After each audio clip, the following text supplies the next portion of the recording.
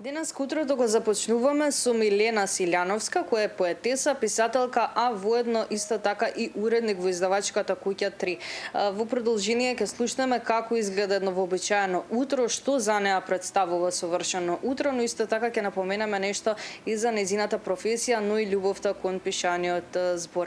Милена, добро утро и добро дојде во нашата утринска емисија. Добро утро и од мене, баш како љубител на утрата, ќе ми биде драго да зборуваме за нив. Веќе кога напомена дека си љубител на утрата, што за тебе представува совршено утро и како ти изгледа впрочем едно вообичаено утро? Љубител сум, да, иако зависи некогаш имам повеќе потреба од сон, затоа што како голем читател знаеме дека читателите, особено и кога ќе се распишувам, знам и да останам и доцна до ноќта, до доцна и заради тоа некогаш се случува и да станам малку по-касно, но сепак секое утро си има некоја своја убавина, особено ги сакам летните утра, но еве и кога е вака зима, успевам да ја пронајдам и таа убавина на постоењето дури во зима, или како што беше оној познат цитат од Албер Ками, кој што вели во најдлабоката зима во себе најдов непобедливо лето, така што во утрата наоѓам таа магија на наблюдувањето, кога се може да се види со голо око, затоа што ноќе се е така придушено, потаинствено, помистериозно, а утрото некако ги отскрива сите тие тајни на виделина и тоа ми се чини дека ми е најомилениот дел. Јас како човек не сум голем љубител на рутини или на вообичаени нешта, но ете може да се каже дека возењето велосипед ми прави големо задоволство наутро и кога доаѓам на работа, тој начин ми ете да се случи тоа наблюдување, да ги гледам и птиците и вардари, ете тоа можам да го кажам дека ми е некој начин навика утринска. Имаш инспирација за пишување рано наутро? Да, особено со тоа движење, ако може да се каже дека е на некој начин ритуал, често пати знам ако го одам на кај канцеларија да поминам до скулптурата на Вера Јоцик, што се наоѓа веднаш на почетокот на градскиот парк. Па ете со нејза малку да си позборувам и обично таму ја наоѓам својата инспирација, но ми се случува некогаш еве како последниве 5-6 дена да не помине утро без да напишам некоја песна или пак да фатам некоја забелешка. Постојано ми се случува тоа да доаѓам на кај работа па да подзастанам, да запишам нешто и сето тоа подоцна да се склопи во песна. Работиш како уредник во издавачката Куќа 3. Може ли да ни опишеш како ти изгледа всушност еден вообичаен работен ден?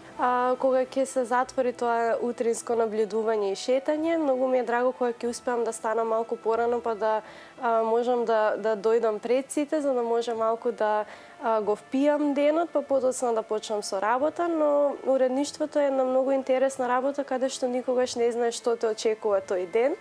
Дали ќе стигне некоја нова книга, дали нешто ќе треба да се подготвува некој проект или да се бараат нови наслови. Многу често имаме и средби со преведувачи или телефонски разговори, или пак многу ми е интересно кога доаѓа некој автор, па ќе дојде и тој во канцеларија, како што се случува овие денови, така што нема некоја вообичаена линија како поминува тој ден.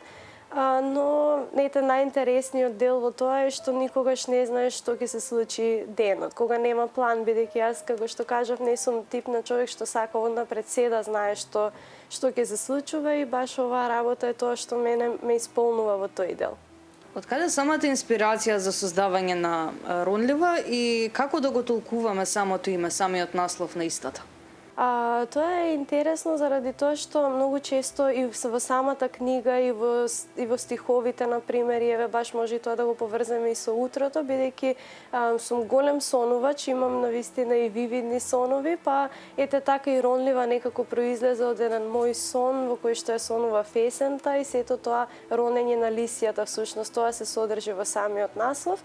И бидејќи е интересно што ете се поклопува со ранливост, бидејќи јас често се доживувам како ранлива личност, но тоа не го сметам како да е мана, туку напротив како да е некоја предност на луѓето да бидат ранливи и ронливи.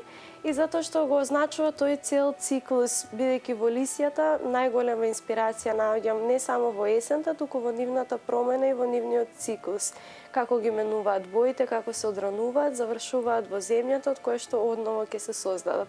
Така што ете тој круг ми беше најинтересно што се содржи во самиот наслов и самата книга е таква каде што се менуваат и сите годишни времиња во кои што, како што кажав, најголема инспирација наоѓам во природата. Дипломираше на факултетот за општа и компаративна книжевност на Филолошкиот факултет. Од каде самата инспирација и потик да се запишеш на овој факултет, на оваа катедра и кога се појави самата љубов кон пишаниот збор? Општа и компаративна книжевност беше мојот избор уште многу одамна, иако не знаев точно за катедрата си додека не дојде време да се запишувам, но уште од најмали нозе знаев дека во тоа сакам да се посветам, особено што уште кога бев дете и уште кога не знаев добро да пишувам, пишував некакви записи и ете тоа ми остана до ден денес. Тоа си е на некој начин како мој сон, не толку како професија да бидам книжевник, туку едноставно повеќе да истражувам за читањето и за пишувањето, за создавањето. И ете на некој начин сум била определена за тој пат, затоа што сметам дека човек не треба да го избегнува патот или да си создава свој патишта. Милена, ти благодарам многу за одвоеното време и за овој преубав утренски разговор. Благодарам и од мене.